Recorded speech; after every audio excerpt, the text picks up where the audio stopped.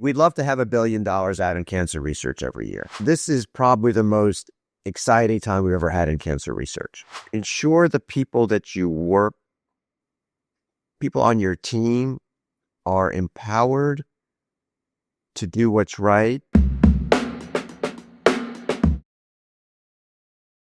Hi everyone, welcome back to OncoDaily. Today it's a great honor and pleasure for me to welcome Dr. William Dahut, the Chief Scientific Officer of the American Cancer Society. Bill, thank you very much for having a time for us. Yeah, thanks for having me on today. I mean, you are the Chief Scientific Officer of one of the largest organizations in the oncology field, and not only in oncology, but it's a huge global American organization, but certainly, with the global influence, and I think it has the largest also number of volunteers. So, and in a lot of things, it's really huge. And you built an incredible career before that. That's why I'd like to go. Besides the work you are doing right now, first I'd like to start from how it started. Sure. Everything from the early days. Early days. Well, that'll go back quite a while, but this is a sort of interesting story. So I was a first year medical student at Georgetown. This is in the 80s, and I got assigned for a preceptor, and it said oncologist, and I didn't even actually know what an oncologist was back then. Back in the 80s, maybe the term wasn't. So I had a Stedman that my uncle had given me, and I looked it up, and it said oncology, the study of tumors. And it's funny. It's like, I remember we went on rounds and he examined lymph nodes, and it was an oncologist, a very well-known oncologist in Washington, D.C. area named Dr. Fred Smith. And so that's how it all began, believe it or not. So as a first-year medical rotation. But, I went to Georgetown for medical school. I grew up in the Washington, D.C. area. I grew up in the suburbs outside of D.C. And no one in my family really medical background to speak of. But then, because medical school was expensive back then, it always is, but recently there were some changes in tax laws in D.C., so Georgetown's tuition skyrocketed from, the numbers are small now, from about $4,000 or $5,000 a year to about $15,000 or $18,000. So I, like many folks in my class, wound up joining the military to pay for medical school. And the way that worked is that we were commissioned as officers, as medical students. They paid our tuition, we got a stipend, and then we were required to do some payback as a physician in the military. And eventually, when I was doing my internal medicine training at Bethesda Naval Hospital, at the time, there was actually a branch of the NCI located in the Bethesda Naval Hospital. And you had John Minna and Barry Kramer, Powell Brown, and others who actually were there doing NCI cancer research with NCI cancer laboratory work down on the Bethesda campus. And so as a resident, I became interested in oncology. I liked the idea that when you saw a patient, you were focused on one aspect of their care, the most serious aspects. You actually had a very special relationship. You weren't really just looking for cancer. You were actually trying to treat cancer. And I love the translational aspects, even back then. And so as a fellow, I was still doing some of my Navy payback, but one of the Gulf Wars broke out. And so they actually integrated me fully into the NCI program. And I did my Navy payback, then doing actually laboratory and clinical research with the NCI, where I spent 6 months at the clinical center and then worked in a laboratory doing work on some early topoisomerase work. This is back again in the early 90s, I would say. So I came, sort of very fortuitous that I sort of, was at a place where NCI was, and then finished up my payback, went to Georgetown for a few years with Mark Lipman and others, and then returned to the NCI around 1999. Actually, then was much more focused on prostate cancer. And about your work at NCI, it was not just the work. You led a lot of things there. Please explore more. You're right. So I started as a PI doing prostate cancer, running trials, and then once I got tenured, they approached me as being the clinical director, which meant that I would oversee all the clinical care and clinical research for all of cancer on the Bethesda campus. And about that time, about 30 or 40% of the medical care on the Bethesda campus was cancer related. I, like a lot of people, I was like sort of initially very reluctant to do that. I was like, why would I want to do that kind of stuff? Leave me alone. Like, let me do my trials and everything. But I did that to start, and I found that I liked thinking of creative ways to make things work better. And then after doing that for maybe 6 years or so, they added on to me where I became the scientific director for clinical research, which meant that I oversaw the laboratory work behind any of the translational labs too. So at that point, I had a fairly large portfolio, not only the clinical research, but any laboratory work behind it, and obviously I had the honor of working with people like Marcin Linehan, Ira Paston, Steve Rosenberg, and others who are all sort of in my, fell under my purview, although I don't think anyone really tells Steve Rosenberg what to do. So, so that was a wonderful experience. At that point, I worked with Tom Mastelli, who was the director of Center for Cancer Research. I reported directly also to the NCI director, which was Ned Sharpless and Doug Lowy and Ned Sharpless, and so back and forth. So that was really quite a privilege. And again, thinking then about ways for collaboration, for science to work easier. Even then, I really tried to find ways to work with the extramural community. Did some trials on PSMA work. Some of it was moonshot funded and other stuff, and also tried to work a little bit on other ways to try to bring intramural and extramural NCI funded work together, which is not always easy, but I think is incredibly important. Bill, who are your mentors? So yeah, but it's funny. It was it's a great question, and I think there are several people along the way that have had significant influence me. I think starting from the early NCI days, Bruce Johnson was there. Bruce Johnson, who wound up going obviously on to Harvard to lead the thoracic program, was at that time, he's a relatively young translational scientist who I always liked, Bruce's ability to understand the importance of the laboratory as well as the clinic. Carmen Allegra was somebody else also at NCI during those days that I think it was actually quite important in understanding the two. When I went to Georgetown, I worked very closely with Ed Gelman. Ed's a very, good scientist. He's the one who really helped recruit me to Georgetown, got me excited about prostate cancer, gave me incredible latitude to really focus on the translational aspects. And then, so I think that was important too. And then when I, came back to NCI, there was, a broad number of folks. Ed Liu actually was the person who helped recruit me. Ed was the scientific director for clinical research, or it was called something a little different back then.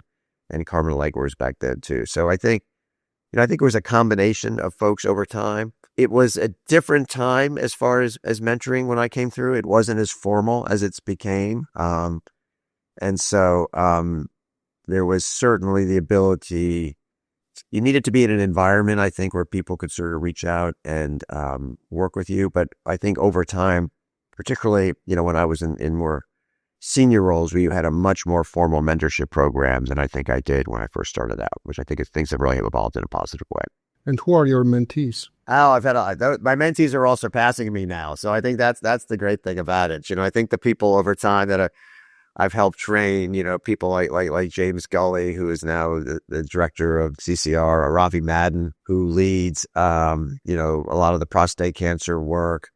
And then there are others that, I'm not sure they're direct mentees, but I think I've been involved in their careers, at NCI, like Peter Pinto or Ram Srinivasan. And then, it's interesting. I will run into people, over time, at some point I was involved in their career, that they'll bring out something that I did that was meaningful to them, although I barely remember it. And at the time, I thought it was an offhanded comment, but I think that shows the importance of interactions along the way that people are really sometimes need something from you, that if you don't pay attention to what folks need, things can really drift. So yeah, I know people have said to me, this comment you made to me, which I've long since forgotten, was actually important. So, but obviously people like James Scully's and others who, whose careers long surpassed me, is always great to see. So, I mean, you have done a lot. What's the key to your success? I think there are a couple of things. One, I think, is to ensure the people on your team are empowered to do what's right, but know that you have their backs if things go awry. So, I really found that, particularly when I was at NCI and others, and actually my role now too, that, if you have talented people, smart people that are smarter than you are, who can go out and do work, to give them some latitude to go their own way, and the knowledge if something goes awry that you can help get them back on track. So I think that that's important for your team. And then I think the collaboration, the fact that, can be so much stronger working together than individually.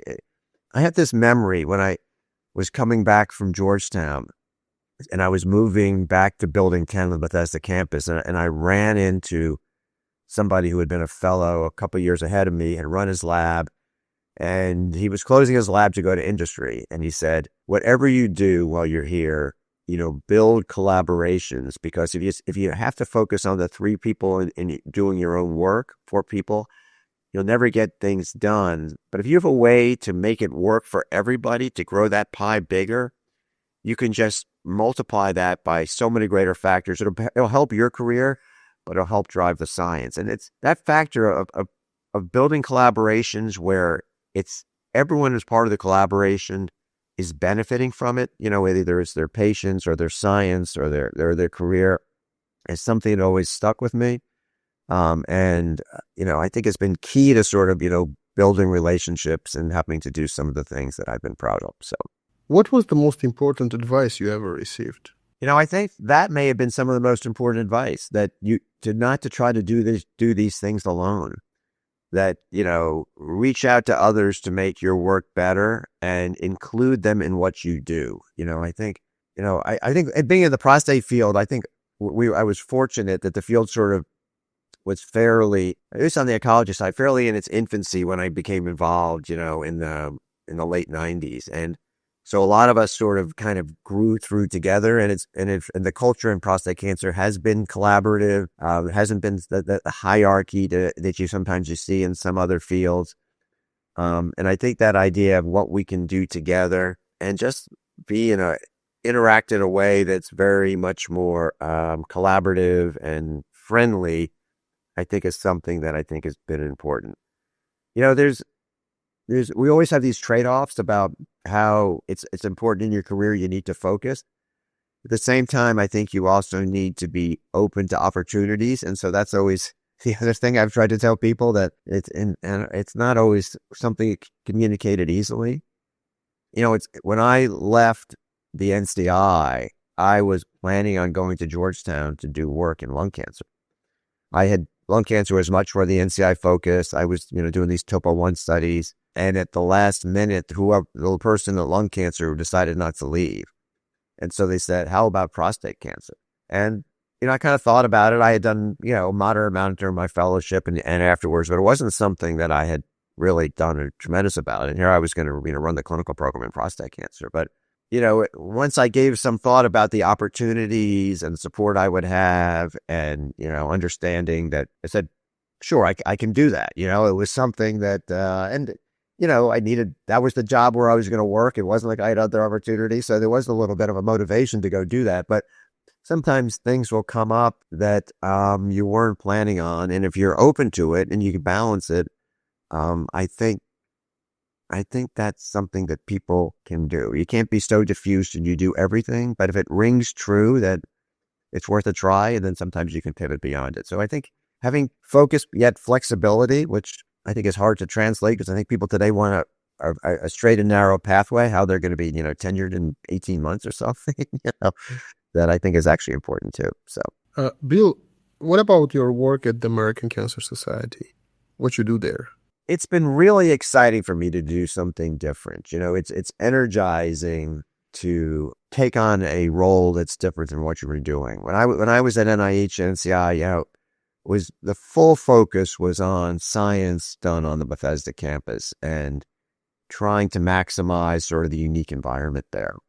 As I mentioned, we tried to do some collaborations, but it's always was hard doing that. And so in my role here, we have two components. We have, I think the part that people know most about is the extramural grant part. And, we're the largest nonprofit funder of cancer research outside the government. We have about $520 million out in grant. Pales compared to what the federal government does, but significant. And, over history, 54 Nobel Prize winners and multiple science behind drugs. But it's been really exciting for me to try to build those partnerships that was harder to do, again, to sort of grow that pie where it's good for everything else. And, we develop partnerships with other nonprofits, working with Breakthrough Cancer now. We have some with the Mark Foundation, multiple others along the way. And then also with pharma and with venture capital funds. So with what's going on in research funding, the anxiety about it, showing that large nonprofits and small nonprofits can work together and not compete, do what we can do best together to amplify it, but, keep what we do separately on our own works well too. I think it's really important to the field. I think it's really important for those in the field. And then the other thing that's changed is, I spent most of my career working on translational studies. And I think I and others have become much more focused on cancer early detection, the science of cancer prevention, the science of cancer recurrence. And that's also sort of a core mission of what ACS does. So I oversee our work on our guidelines, ultimately, our journals, and on these, very large cohort studies that we've been doing for 70 years. Over 2.5 million subjects have been enrolled on cohort studies. The most recent cohort, 330 people that are followed for 30, 40, 50 years with sort of deep demographic and biologic information, which has, led to things from information on, the link between tobacco and cancer risk, diet, exercise, estrogens, and thinking about ways that I never really thought about, to find cancer earlier, the science about that, and how to communicate that with the public, how to communicate that with primary care doctors, and other folks that are impacted in ways to decrease cancer. It's much easier, I think, to treat cancer or to prevent it than, all the phase 2 trials I ran, with people with, advanced metastatic cancer, which, we've made great progress, but finding cancer earlier seems to be a way that will really most likely decrease, cancer morbidity and ultimately mortality. So, Bill, what are your current challenges? I mean, at the American I think the current challenge is that there are so many things that we want to do, and we need more resources to do them. I think that's one aspect. We have a new CEO, Shane Jacobson, who did great work at the V Foundation. Shane has background as a fundraiser, and I think finding ways to really communicate our message more broadly with the community, I think is important. Everybody's heard of the American Cancer Society, but if you actually ask people what American Cancer Society does, sometimes people won't really know. Sometimes people will think it's a government organization, which we've actually get very little funding from the government. And then there'll be individual things that people might say, oh, you fund research, you give rides, you provide support, you do advocacy work. But we do need to get better at sort of honing a message that people can really relate to in a way and understand our ability to make impact. So I think that's sort of like the good and bad about things that people have been around for over 100 years and people have heard of. It doesn't always resonate in the same way as, a much more targeted, nonprofit that people immediately know what they do. And, our strength is we do multiple things, but in some ways, that message becomes more diffuse. So I think for us to really resonate more the impact we can do on research, the ability for us, we really do focus on the young investigators. We give incredible feedback for people on their grants that's you don't see largely from the government or DoD or others. We continually hear that, we were the first grant that folks got. If it wasn't for that first ACS grant, they wouldn't have stayed in research. About 70% of the cancer center directors, I think. So we don't want to, I think it's important that we build on that, and we, like to fund more, so many of our people. And like everybody else, our pay lines are falling because so many more folks are applying for grants. Our dollars have gone up significantly over years, but the applications have really gone up even faster. How much money do you need per year? Well, how much you got? So, how much I think our goal would be, we'd love to have $1 billion out in cancer research every year. That would be funding. That would be, I think that's a goal that we've talked about. It's an aspiration goal. That would, so that's not new funding, but I think if we could say we're funding $1 billion at any one time, we're breaking about 520 million. So that would be essentially a doubling over time. It's not an impossible goal. And I think that's where we could start doing more and more work all across the continuum. We're interested in giving folks the tools to get to commercialization, interested because there's a lot of great scientific ideas that, just fall off the cliff. We're not going to always fund that valley of death. We can fund experiments where people can actually, get the funding where they need to get to. So, which ultimately will help these get to patients. Plus, again, a lot of the work we do just to keep people going who have, ideas that we think are much more than incremental. So that's our goal. So now you have it here on OncoDaily, what we hope to get to someday. So I'm going to put it there. You can put it there. And then, maybe billionaires. If you know a few billionaires who are looking for something to do with their pocket change, have them give me a call. Why not? Why not, right? Yeah, of course. I mean, It's not a big money for if you think like. No, it's not a big money. It's funny. I was somewhere and I mentioned something to someone, and he was like, "That's it." It was, we know there are people out there that, it's not big money. So I mean, so much money spent on, some cruel things, on the wars, right. Certainly it's not a big money. No, that's right. Without going into, again, I was in the Navy for a while and a lot of good stuff. But yes, when you look at the dollars spent on the NCI budget compared to other budgets, for example, and for the benefit overall, for health, well-being, and economically too. One thing that we are interested in is actually doing more in the field of sort of economic modeling to show the impact of, cancer early detection, cancer screening, economically, not only on the healthcare system or on the payers, but actually much broadly. Because we all know, once you have a cancer diagnosis, it may impact as many as, 8 or 9 other people. And particularly as we see cancer diagnosis moving into younger people. So now you have people that are working or taking care of kids. And so if you find that cancer earlier on and it's treated very effectively and people get back to full activity, there's a much greater benefit than, if people are, or even though they're living longer with cancer, are actually having difficulty with it. I've actually had some conversations with some in CMS, talking a little bit about, the Medicare budget, saving money for the government. If you have healthier people going in because you found a small cancer when they're 60, it's much better than finding a metastatic cancer when they're 65. So there are economic benefits even for the government, which, I think every administration wants the government to save money. So we'll leave it at that. Bill, what would be your advice for a younger generation? I think this is probably the most exciting time we've ever had in cancer research. Again, thinking back when I was a fellow, it's interesting. The pharmacologists sort of ran the science because the best we could do back then scientifically was measure how much drug there was there. There was very little targeted therapy outside of, hormonal therapy for prostate maybe, or, ER work. And, the progress even in the last 10 or 15, 20 years, it was less than like 20 years ago when we had EGFR receptors. it's incredible where we've come, and we're really in our last miles. I think we're really getting there. I don't know how long those miles will be, but the progress has been unbelievable. So it's an incredibly exciting time.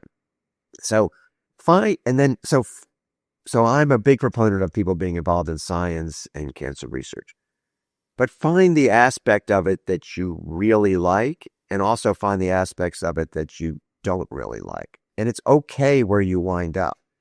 If you find out that you really love taking care of patients and basically that's what you do, we need great clinical oncologists. If you find that you really can't write a paper and you don't want to do, and even though you like doing it, well, you shouldn't be an academic institution. You're not going to thrive there.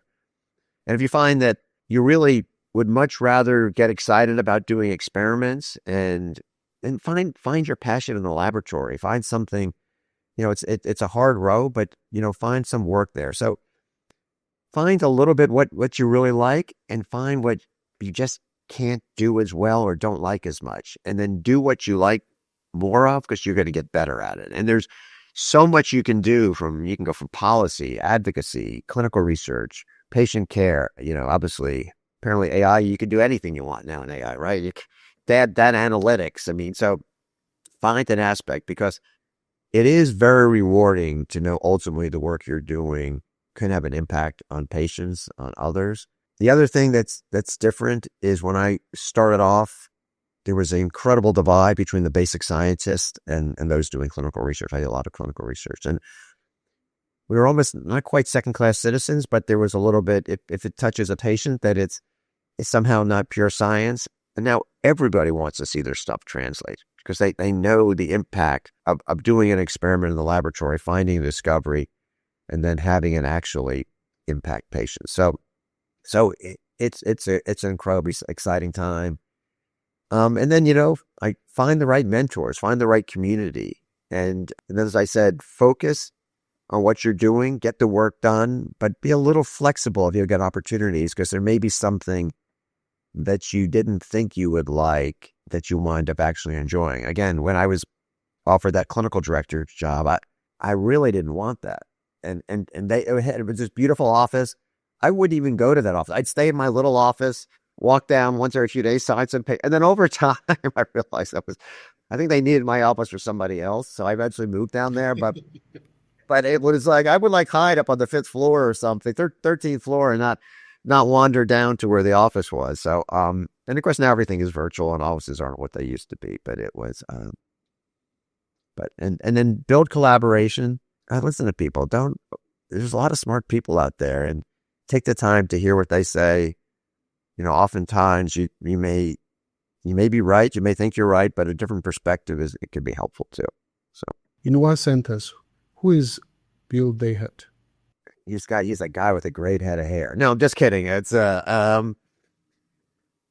think he's a medical oncologist who thrives by bringing folks together to improve ultimately the lives of folks at risk for cancer patients and their families. And my last question, which I asked every my guest, who I should interview next? Tyler Jacks is a basic scientist, but he's now running Breakthrough Cancer, and it's really interesting what he's done. So his career at MIT, but really the work he's doing on Breakthrough Cancer, and how he moved from a scientist focused on mouse models. He ran the Moonshot program during the Biden administration, oversaw that. So I think having a basic scientist who's now become very involved in this Breakthrough Cancer team building work, I think would be interesting. And Tyler's got a great story. So wonderful. Good. Thank you so much, Bill. It was a great pleasure. Yeah, thank you. All right. Thanks for thinking of me. And, you know where to find me. So, take care now. Don't forget to like, comment, share, and subscribe to OncoDaily on YouTube. Hit the bell icon to stay updated.